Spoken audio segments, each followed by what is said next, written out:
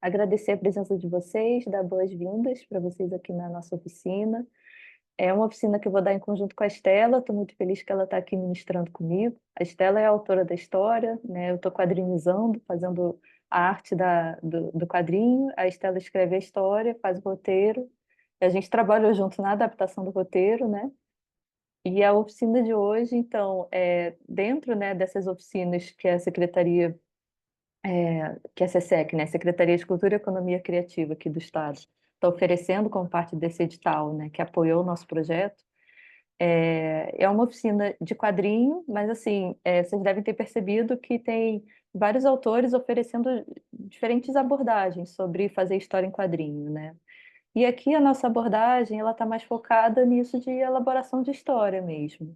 É uma oficina muito mais voltada para esse elemento de criatividade, né, de pensar uma história, de pensar um roteiro. É, eu quero que seja a nossa proposta, que seja uma oficina vivencial, né? A gente vai ter uma primeira parte mais expositiva, mas depois a gente vai abrir para ter as experiências de vocês e ter partilha sobre essas experiências. É, Enfim, e dentro desse elemento vivencial da oficina, né, eu vou chamar vocês para desenhar e para escrever também, mas o enfoque está muito mais assim direcionado para esse lado da criatividade, do pensar uma história, como pensar uma história, né, por esses fundamentos que nos inspiraram na história da Úrsula, do que, por exemplo, numa técnica de desenho ou numa técnica mais sistematizada de roteiro, né? A gente pensou bolou uma oficina, né, uma proposta focando mais nisso, né, da criação, né, da imaginação mesmo. Só vou ver aqui que tem mais gente chegando. De vez em quando eu vou parar para admitir aqui as pessoas. Só um segundinho. Ah, não, acho que está tudo certo agora. Enfim, a nossa oficina se chama, então, Quadrinhos para Adiar o Fim do Mundo. Evidentemente, tem uma inspiração no Ideias para Adiar o Fim do Mundo do Krenak, né? A gente vai falar sobre isso, mas de uma maneira bem breve. É, enfim, como eu estava falando, né, queria agradecer a presença de vocês, aproveitar também para agradecer a oportunidade aqui da SESEC, né, da gente estar oferecendo essa oficina, que é sempre legal falar sobre o projeto, dividir um pouco sobre como foi o processo de fazer, né. E tem um lado também que é bem o enfoque da oficina, né, que é falar desse lado, enfim, do embasamento teórico mesmo que atravessa essa história, né? Depois eu vou chamar a Estela para falar um pouquinho. Na verdade, o grosso da fala vai ficar com ela, que ela é a autora da história, e ela traz mais esses elementos de debate, de conceitos antropológicos e como eles participam da nossa história, né? Como eles inspiraram a gente. E eu só vou admitir mais uma pessoa aqui para a gente continuar. É, Enfim, vamos seguir aqui. Só para começar, então, trouxe aqui uma apresentação breve de nós duas, né? Eu sou antropóloga, quadrinista e arteterapeuta. Estou aqui como quadrinista, mas eu sou uma mistura de coisas, né? Eu sou autora da Desorientando, acho que algumas pessoas talvez estejam aqui em referência a essa minha produção, né? Tem a minha página Desorientando no Instagram, que são quadrinhos sobre vida acadêmica. Atualmente eu me dedico a uma pesquisa de pós-doutorado sobre saúde mental no meio acadêmico, lá na Fiocruz, e é sempre nesses atravessamentos arte, ciência e saúde. E aqui, né, no caso desse projeto e dessa oficina, está muito presente esse meu lado, né, da trajetória da antropologia e das discussões sobre espaço. Eu tenho tese sobre paisagem e transformações urbanas no Rio, e é por aí que se dá também o meu encontro com a Estela. A Estela é antropóloga, ela até se define aqui, depois eu vou abrir para ela mesma se apresentar, estou aqui apresentando cara de palmente, né, uma antropóloga colombo-brasileira, ela obteve cidadania há pouco tempo, acho que a gente tem que comemorar. É, Nós duas nos encontramos na UFRJ, na época eu estava fazendo doutorado, ela estava passando já estava entrando no pós-doutorado, e dentro desse laboratório que a gente discutia dinâmicas de espaço no Rio, né, pensando as classificações, por esse lado mais de antropologia cultural, mediante os conflitos, né, envolvendo, enfim, especulação imobiliária, vários elementos aí que estão presentes na narrativa desse quadrinho que a gente fez e a gente vai retomar aqui na exposição da proposta da oficina. Então tá aí, né? Estela se interessa pela questão ambiental e as temáticas relacionadas com as paisagens híbridas. Além de pesquisar, escreve crônicas e contos. Então também tem esse ponto, né? Nós temos interlocuções acadêmicas, a gente, enfim, de longa data tá aí junto, né? Trabalhando junto, mas também tem esse outro lado que nos une, que tem a ver com arte, né? Eu faço os quadrinhos, a Estela escreve, né? Escrita de ficção, escrita, como é que se diz? Enfim, né? Coloquei crônicas, contos, e o nosso projeto tem muito a ver com esses atravessamentos e com esses com esses nossos encontros, né? Profissionais, pessoais, no nível da arte e também da pesquisa acadêmica. E aí, enfim, como eu estava contando para vocês, mas outras pessoas já chegaram desde então, a proposta da oficina é tratar um pouco mais dessa dimensão dos fundamentos da nossa história, que é uma história, assim, a princípio é um peixinho que fala, é um peixinho que fala. Quantas histórias existem sobre peixinhos que falam, né? Mas é um peixinho que fala e é uma história construída, né, em torno desse peixinho que fala. Não parece, ou parece, não sei, mas tem muita teoria, né? Tem teorias que falam, né, de trabalhar com essa ideia do protagonismo de seres não humanos, né? O protagonismo animal, para a gente pensar a vida no colapso climático, é, enfim, autores que debatem sobre essa ideia de como pensar, né, a vida nas atuais condições, de imaginar novas alianças, novas formas de organização, né, que desafiam um ponto de vista antropocêntrico. Então, a oficina, né, nessa parte expositiva, a gente vai mais por esse lado, que está relacionado aos fundamentos mais teóricos mesmo, né, de como a antropologia participa da nossa criação. Aí eu só pensei em ler aqui uns trechos da nossa sinopse. Ai, tem mais gente que está chegando, deixa eu admitir aqui. E o chat eu não estou conseguindo ver. Ai, meu Deus, espera aí. Uma pergunta. Ah, não. Tá aqui. Melina, estou com minha sobrinha de 7 anos. Oba, ótimo. Bem-vinda, Melina. E bem-vinda, sobrinha da Melina. É, eu vou ler aqui alguns trechos da sinopse da história, né? Ficou um pouquinho longo, mas enfim, só para vocês terem um gostinho de como é a história, eu vou tentar não trazer nenhum spoiler, assim fica um pouquinho mais controlado, né? Então, o título é Úrsula, uma peixinha do sertão carioca.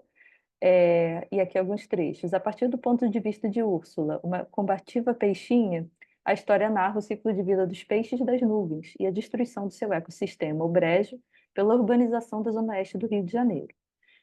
Conhecido popularmente como peixe das nuvens, os ribolídeos habitam áreas pantanosas e enfrentam uma série de ameaças.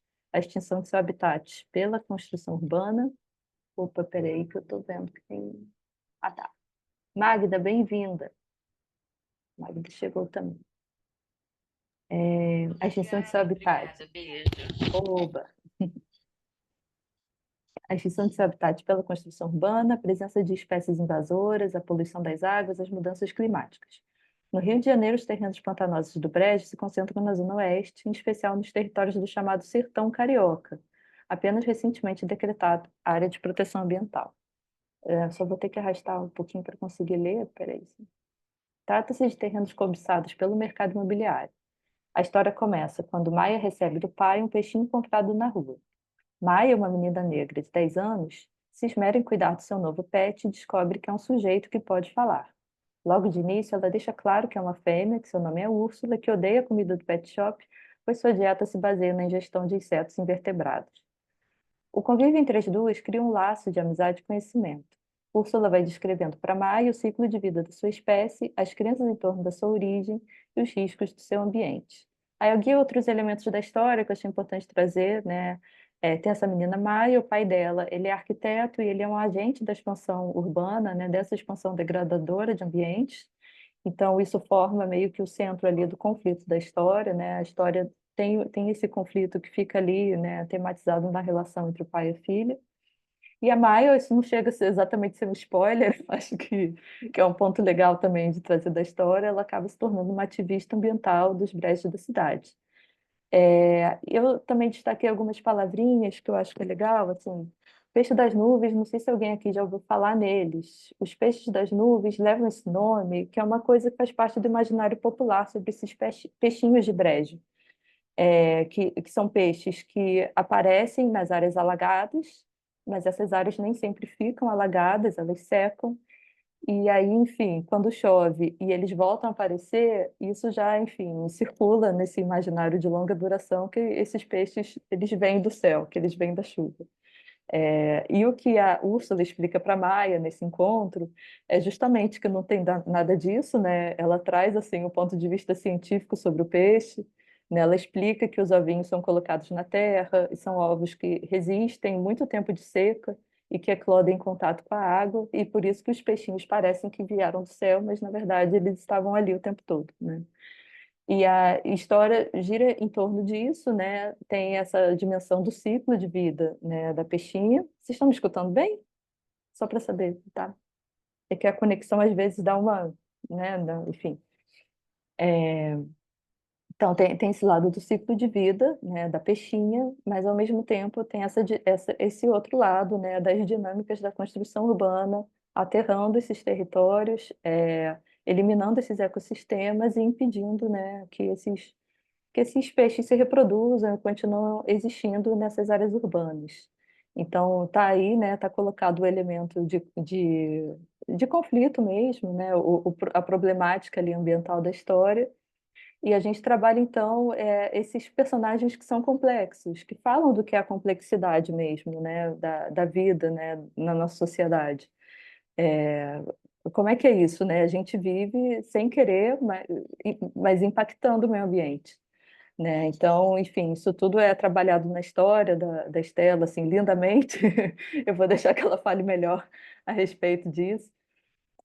Mas, enfim, é uma peixinha que fala, mas né, não é só isso, né? É uma peixinha que fala de todo um contexto, né? Um contexto de relações, ser humano e natureza que perpassa, né? Certas perspectivas, certos debates aí que são importantes.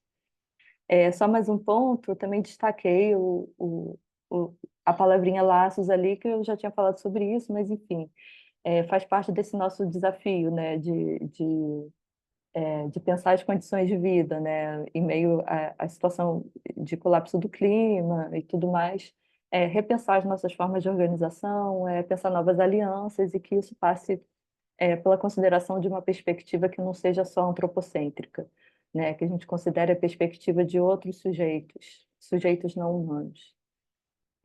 Aqui, para mostrar um pouquinho, né, essa diferença entre a diferença não, né? A mediação, né, do roteiro para o desenho, né? Imagina duas frasezinhas, dei o destaque para mostrar aqui o desenho da nossa história. E ali, não sei se todo mundo aqui segue o perfil que a gente criou.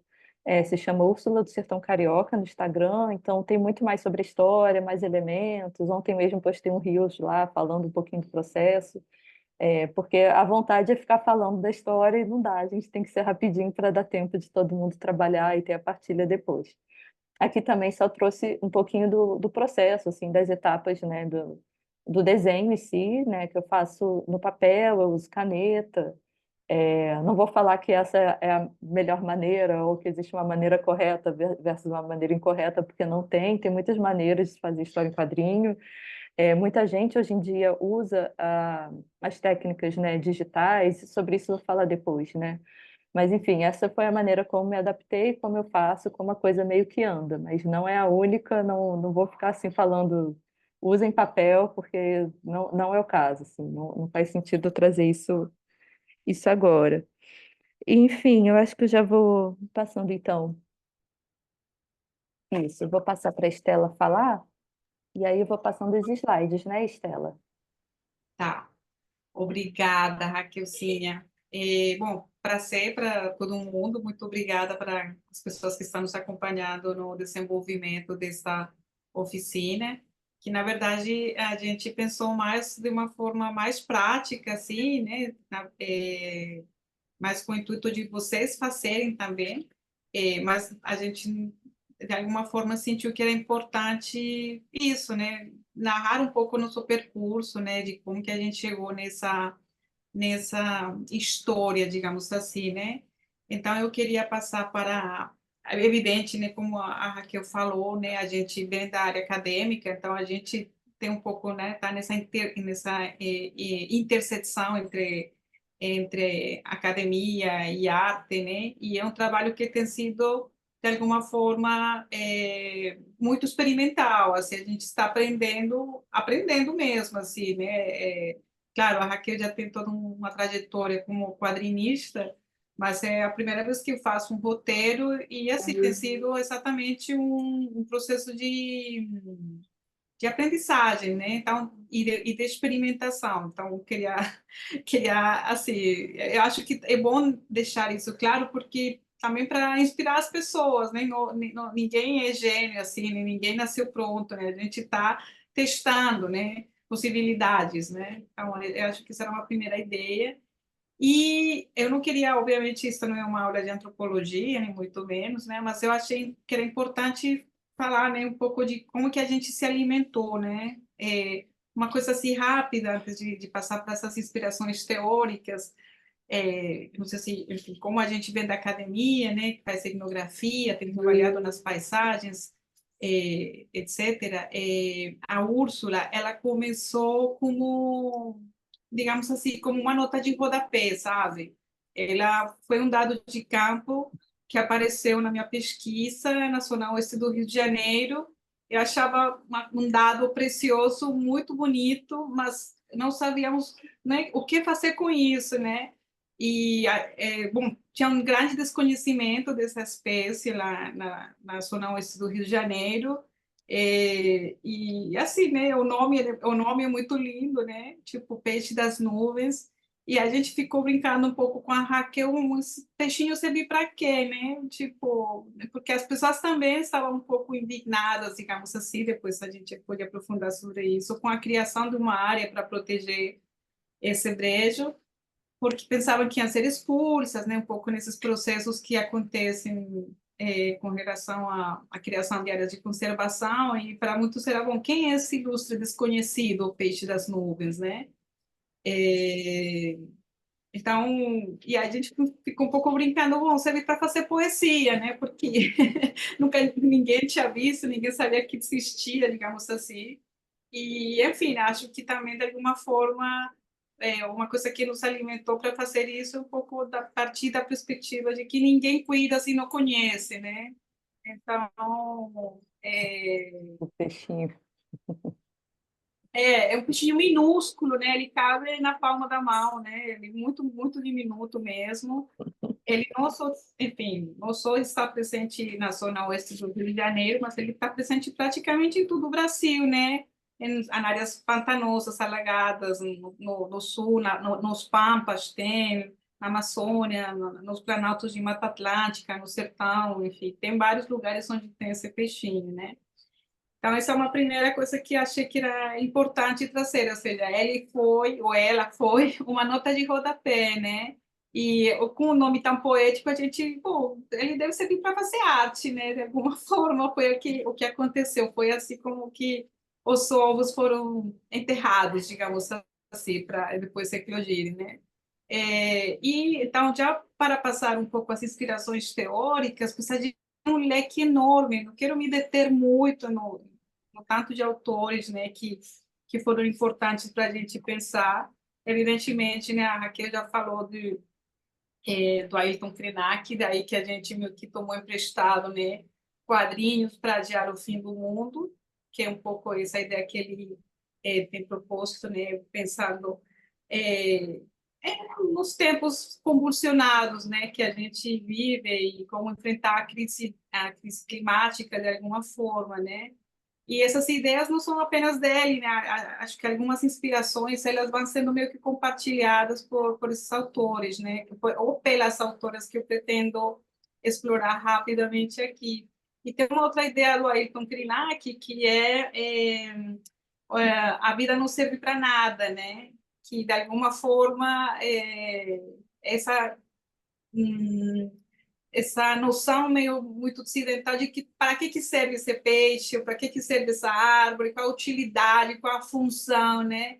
E assim, como eu falei para vocês no início, né, o peixinho, a peixinha das nuvens, né, os peixes das nuvens, em princípio, né, entre muitas, muitas aspas, não servem para nada, né? Mas assim, eles fazem parte da vida, né? Então, esse é elo que a gente quer resgatar, né? Da vitalidade, né? Da vida, como ela não precisa ser útil, né? Ela não precisa estar a serviço da humanidade, da sociedade. A vida é porque ela é, né? É, então, essa é uma primeira inspiração teórica, mas, na verdade, eu queria me centrar mais em três mulheres, apesar de que tem mais, depois a gente até pode conversar, tem outra filósofa que não coloquei nos slides, que é a Vinciane Desprez, que é filósofa belga, que escreveu recentemente, não, recentemente que foi traduzido para português, a autobiografia de um povo, o que os animais pensam e por aí. Então, assim, a gente vai tendo insights e parece que a gente está num momento assim de várias convergências, né, que nos levam a pensar um pouco nos amalgamar, né, para pensar, né, em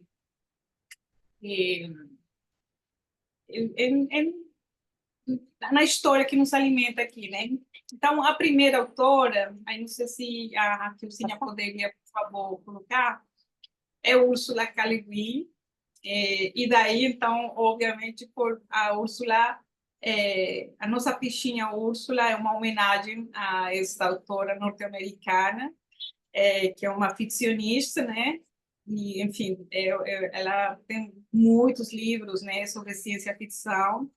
E um primeiro, não sei se todo mundo conhece, mas um livro que é bastante conhecido dela, que também está traduzido para português, Floresta, é o nome do mundo, né?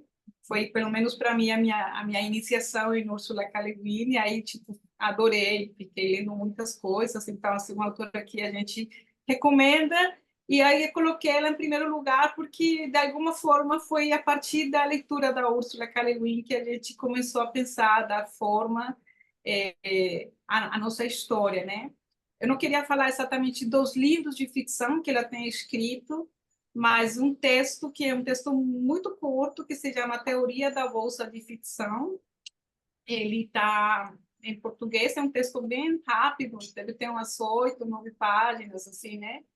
E basicamente um livro que é um texto que nos convida a pensar sobre que tipo de elementos tem composto assim, né, as narrativas, né?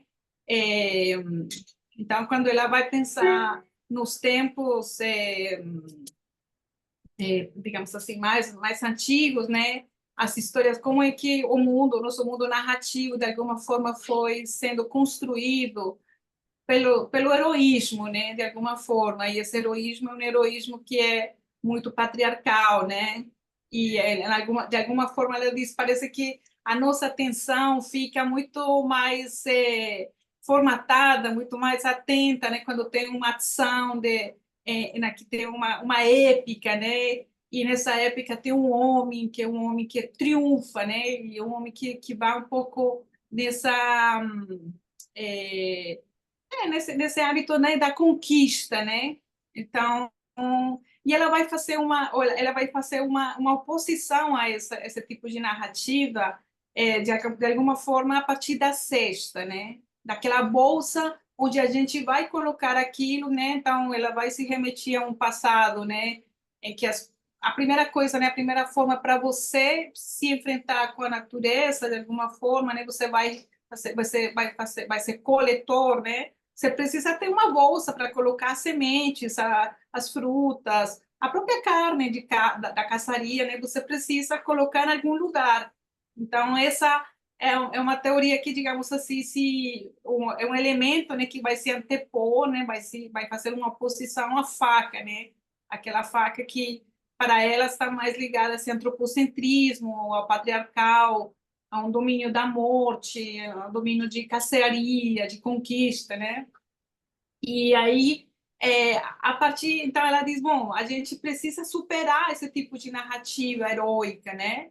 É, e como é que se dá esse anti-heroísmo, né? Com que a gente constrói uma coisa onde não esteja aquele homem, né, em cima, né, como ser superior, né? Então ela vai nos remeter de um lado para construir esse anti-heroísmo a partir do cotidiano, né? a partir do cuidado, das coisas que são feitas no coletivo, das coisas que são feitas no tecido, de construções que são mais lentas, que não têm ações tão espetaculares, né? Então, essa é uma primeira proposta. Aí eu queria passar para o seguinte slide, porque nesse texto que eu falei para vocês, a ficção como sexta, uma teoria, ela tem uma frase que é bem interessante, que, bom, tem muitas frases muito interessantes, mas eu destaquei uma, né? Que também está muito relacionada com o tempo linear, né? Então, eu vou me tomar aqui a atribuição de ler, né? Se, no entanto, evitarmos um modo linear progressivo da flecha assassina do tempo tecnoheróico e redefinirmos a tecnologia e a ciência como primordialmente uma cesta de culturas, em vez de uma arma para a dominação, um agradável efeito colateral é possibilitar que a ficção científica seja vista como um campo muito menos rígido e estreito, não necessariamente prometeico ou apocalíptico, e, de fato, menos um gênero mitológico do que realista. Então, é uma frase assim, que me parece que, de alguma forma, nos permite pensar nessa... Também um pouco a questionar, né, a narrativa de um tempo linear e também pensar em outras possibilidades. E isso então assim é importante para o exercício que a gente pensa propor para vocês, né? Possibilidades que podem ser também espiraladas, né? Não necessariamente evolutivas, né? De forma linear, mas em coisas que vão e voltam, né? E também não pensar apenas o futuro, né? Como tradicionalmente abordado na ciência-ficção, né? Mas um tempo que também pode ser reverso, que pode ser revisto, que pode ser recontado de alguma forma, né? Isso a gente aprende muito já lendo, né, os próprios textos de ciência-ficção da Ursula K. Le Guin, né? Aí, então, essa é uma primeira autora e, obviamente, é um convite para vocês explorarem os textos dela e esse textinho, A Ficção como Cesta, é bem interessante. Raquel, vamos para a segunda? Bom, essa é uma autora assim, que também tem sido muito chave, né, para nosso trabalho, né? Como a Raquel falou no início da oficina, a gente tem trabalhado na nossa área, né, de doutorado e pós-doutorado, enfim, com a paisagem, né? E a gente essa sido, também é uma autora norte-americana. Ela tem um livro que se chama O Cogumelo do Fim do Mundo, e a partir desse livro tem algumas ideias que são importantes quando a gente está pensando em histórias. Uma, talvez a mais importante, seja desafiar o excepcionalismo humano, ou seja, de alguma forma questionar o antropocentrismo, né? A gente está pensando mais histórias onde, né, o ser humano, as pessoas, né, elas fazem parte de e não estão acima de, né? Então, é justamente uma crítica ao antropocentrismo de muitas histórias, né? E partindo um pouco dessa premissa, né, de que a gente está num mundo multiespécie, né? Não estamos sozinhos no planeta, não estamos sozinhos nesse lugar chamado Terra, né? Mas a gente está junto, né? E de alguma forma, quando a gente lê a Ana Sink, né, e a nossa proposta, né, para vocês pensarem em historinhas, não apenas em HQ, mas também em outro tipo de narrações, justamente a gente não precisa necessariamente ir para outros planetas, né? Mas o que a gente tem no cotidiano, o que está junto da gente, né? Pode ser um gato, uma planta, enfim, né? A gente nunca estamos sozinhos, né? O nosso futuro, aí talvez, né? O nosso presente é multiespécie, né? E para a gente pensar no futuro, no planeta futuro, a gente precisa pensar que o homem não é soberano, não é único sobre o planeta Terra, né? E isso, de alguma forma, também é um convite para pensar a paisagem não como um cenário, né? Não como um lugar onde acontecem as coisas, como se fosse um palco, mas a paisagem, de alguma forma, como protagonista, né? A paisagem como participante, como agente, né? Que acho que também, de alguma forma, é pensar como sujeito também, né? Como alguém que tem possibilidades de agir, né? E não apenas de ficar recebendo, né? E, obviamente, a gente está num momento que cada vez mais isso aconteceu sempre, mas agora nosso olhar está atento para isso, né? Que a gente está vendo um planeta reagindo, né? Enfim, né? Basta só pensar agora recentemente no Rio Grande do Sul, né? Que a gente está vendo um pouco uma paisagem atuando, né? Uma paisagem incorporada, né? E isso nos leva a pensar também, de alguma forma, no feral. Então, Ana Singh, ela tem um outro trabalho, que é um Atlas Feral, que de alguma forma foi inspiração, porque é justamente a gente está falando num planeta que tem sido num espaço, numa paisagem que é completamente intervinda, né, pelo capitalismo, pela exploração. A gente sempre está gerando, né, paisagens em ruínas, né, paisagens que estão sendo danificadas, né.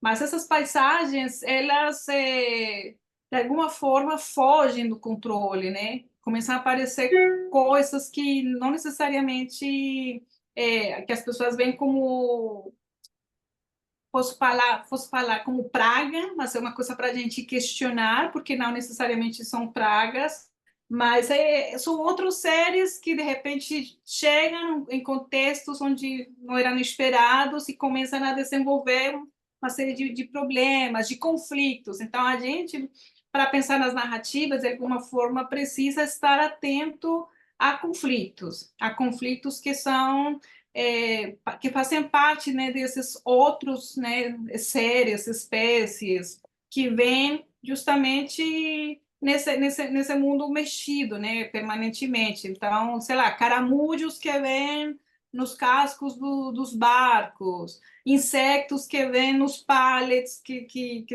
se transportam mercadorias, né? O próprio coronavírus, né, de alguma forma, nos faz estar atento a isso. E aí, enfim, né? é, eu penso que de alguma forma é um convite para, e aí vou usar as aspas, né? Para a gente ficar atento ao que seria monstruoso, né? Entre aspas, né? O que é monstruoso? Por que a gente usa essa palavra monstro? Por que a gente usa essa palavra praga? Por que a gente usa a palavra erva daninha, né? Talvez a gente também precisa rever um pouco nossa linguagem, né? De como que a gente enxerga isso que não é amado, né? Sei lá, baratas, estou pensando aqui, ratos, enfim, né? Aquilo que não é exatamente, ó, que fofo, né? Mas que você sente repulsa. E, de alguma forma, isso se reflete um pouco também na nossa história, porque a nossa história acontece, ou tem como espaço, né, onde que a gente traz como protagonismo, como protagonista, perdão, que seria o brejo, né? Que é um espaço que é pantanoso, que é difícil de ser representado, como a Raquel falou recentemente, porque ele não é avesso da paisagem, né? Não é exatamente bonito, é uma paisagem meio que, sei lá, no Rio de Janeiro, com tantas coisas mais, entre aspas, maravilhosas, o brejo, ele parece um pasto, parece, não tem graça, digamos assim, né? E isso faz com que as pessoas, digamos, evitem olhar para esse brejo. A Raquel está mostrando aí, não sei se dá para ver, mas é uma coisa muito difusa, né? Então, Aí assim, é acho que difícil de desenhar. claro, né? Porque ele não tem uma beleza no estético, não tem. Mas assim, quando a gente com nossas lentes começa a enxergar as paisagens desse jeito, mas, né? Tem uma rejeição, né? Porque o local que no Rio de Janeiro tem sido usado para despejar lixo, que tem sido usado para tipo para ser queimada. Ou, por que não, para fazer prédios, né? Porque é uma paisagem que ninguém, entre aspas, reivindica, né? Mas quando a gente coloca outras lentes e começa a ver que tem toda uma biodiversidade, toda uma vida acontecendo, pulsante, né? Então a gente começa a entender que como a nossa nosso olhar sobre a paisagem de alguma forma é muito colonizada também, né? E a gente precisa talvez trocar de óculos para tentar entender o que está acontecendo nessas paisagens, né? Então eu trouxe uma frase da Anna Singh que nos ajuda a pensar um pouco aqui, né? As paisagens constituem uma ferramenta radical para colocar em julgamento a arrogância humana. As paisagens não são apenas um pano de fundo de ação histórica, elas são ativas em si mesmas. Observar as paisagens em formação revela como os humanos se juntam a outros seres vivos para forjar mundos conjuntamente. Então, acho que é um pouco assim interessante, né, quando começar a buscar o dramatismo e a aventura mais além dessas atividades humanas, né? E ela de alguma forma vai ficar um pouco na mesma linha, né, da nossa autora anterior, da Dona perdão, da Ursula K. Le Guin, né? De que a gente está muito acostumado a ler histórias, né, com heróis humanos, né? E a nossa ideia é mostrar paisagens que são protagonistas de uma aventura onde os humanos são apenas um entre outros participantes, né? E para finalizar, outra autora assim, que a gente não podia deixar passar por alto, que é também maravilhosa, né? Também a Donna Haraway. Donna Haraway também, eu acho que acho não, ela é norte-americana também, é filósofa, é bióloga, enfim, né? E ela tem uma produção enorme, né? Muito, muito grande, assim. E tem um texto que também foi inspirador, que se chama Seguir com o Problema, de gerar parentesco no Chutluceno.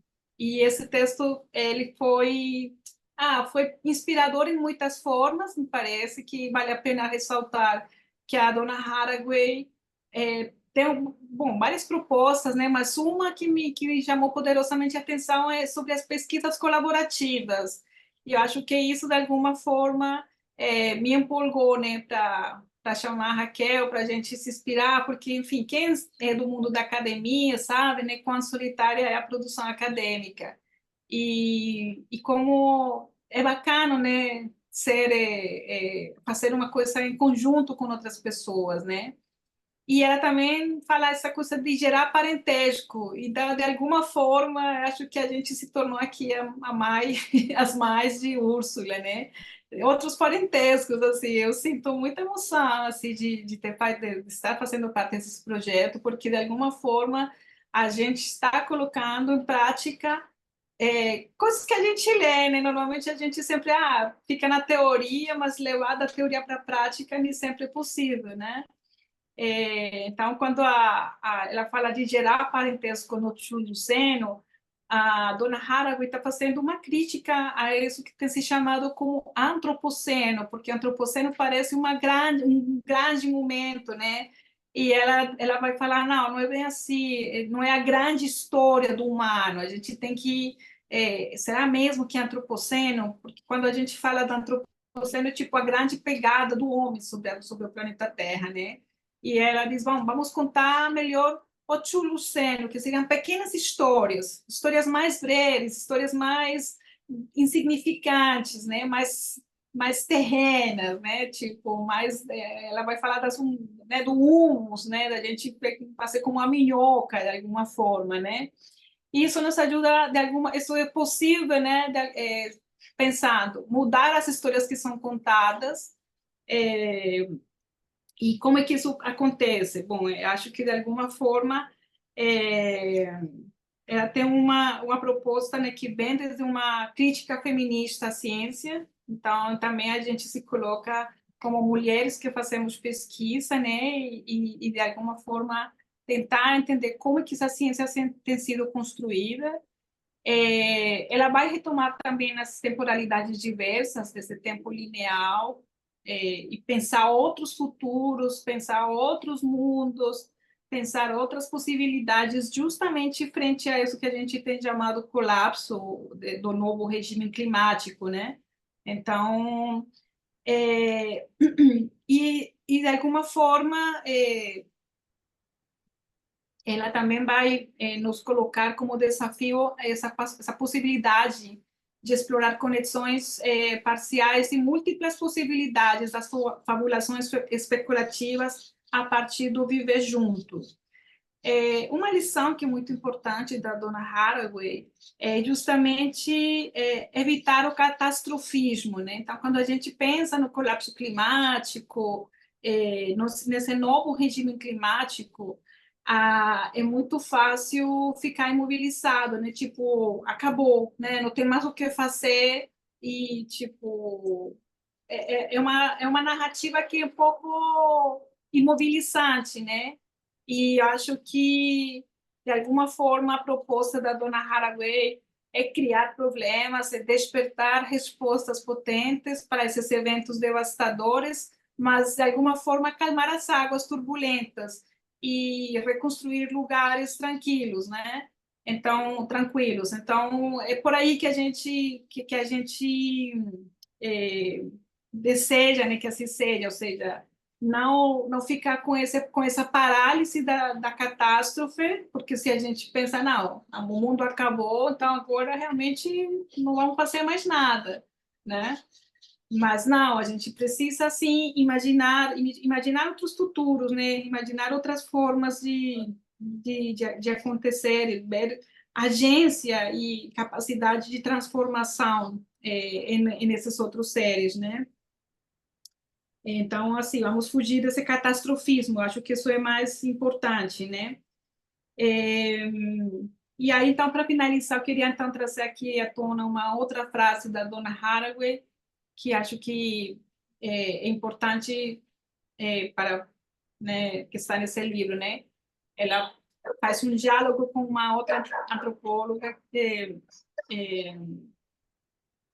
inspira ela, né? Na verdade, a frase é um diálogo que ela tem com a antropóloga, que é a... Ai, esqueci o nome. Mas, enfim, o importante é que ela vai falar, importa pensar sobre o que pensamos para pensar, importa quais histórias contamos para contar outras histórias, importa quais nos fazem ou não, e que pensamentos pensam pensamentos, que descrições descrevem descrições, que laços amarram laços. Importa que histórias fazem mundos e que mundos fazem histórias, né? Então, acho que essa é uma proposta assim que, né, como que a gente pensa, né, para a gente fugir desse catastrofismo, né? É, enfim, teria muitas mais coisas para agregar, mas eu acho que já me passei bastante do tempo inicial. A nossa ideia, então, é com esse preâmbulo, que foi bastante mais grande do que a gente esperava, poder passar para a parte da oficina mesmo. Muito obrigada. Bem, muito obrigada, Estela, mais uma vez. Gente, é maravilhoso isso. Eu fico pensando também que alegria estar aqui nesse espaço e que é uma oportunidade incrível, assim, sério, que vocês estão tendo de ter essa aula, que a Estela, ela manda muito bem. Eu tinha que falar isso em algum momento. Enfim, espero que esteja todo mundo aqui. Pensei agora passar, então, a sugestão da atividade que a gente pensou para vocês. A gente vai dar 15 minutinhos para vocês trabalharem e aí voltarem aqui para uma conversa, né? A nossa proposta de atividade é a seguinte: para esses 15 minutos, eu sei que 15 minutos passa voando, mas como é uma oficina muito mais voltada para a criatividade, quem quiser se aprimorar no traço pode fazer isso depois, né? Enfim, 15 minutos.